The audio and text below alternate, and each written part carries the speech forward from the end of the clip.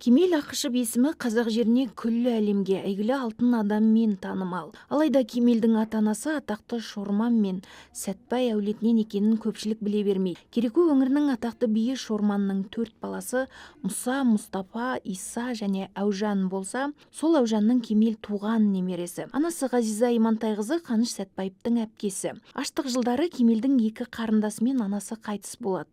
Ал әкесі аштықтан аман қалу үшін қалған балаларымен омбыға барады, бірақ сол жерде өзі қайтыс болады. Мұны естіген Қаныш Сәтбаев жетім қалған балаларды іздеп барып бауырына басқан екен. Вот эти две семьи, семья Сатпаевых и семья Чурмановых, собственно говоря, и очень много сделали и вложили. Екі атақты әулеттен шыққан Ақышевтың жары Марал Хабдулина, тарих ғылымдарының кандидаты, археолог ғалым.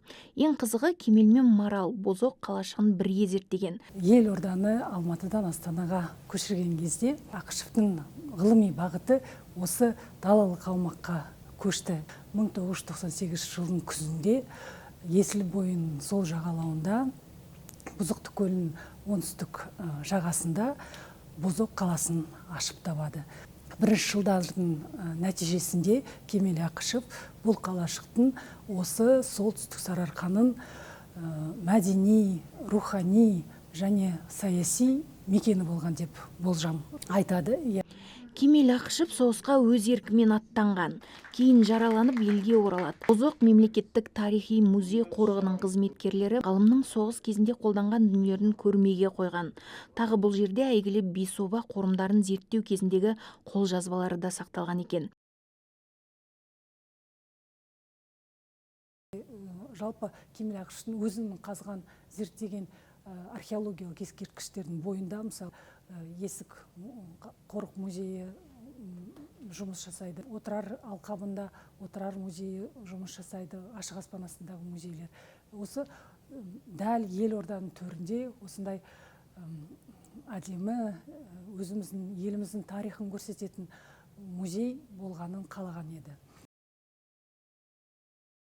Ал Елорда іргесіндегі Қараөткел мен Үркердің дәл ортасында жатқан әйгілі Бозоқ қалашығында ашық аспан астындағы мұражай жұмыстары жүріп жатыр. Алдағы бірнеше жылда бұл жер тарихи маңызы бар ашық аспан астындағы үлкен музей қорыққа айналады.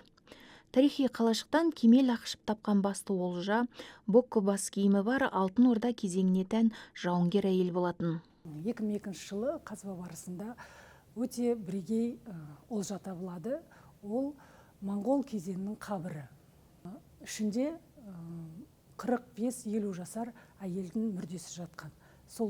Басы солтүстікке бағытылған. Бұл әйелдің үстінде жібектен тігілген көйлегі, мойнында моншақтары, құлағында күміс сырғасы, қолында күмістен жасалған әдемі білезіктер.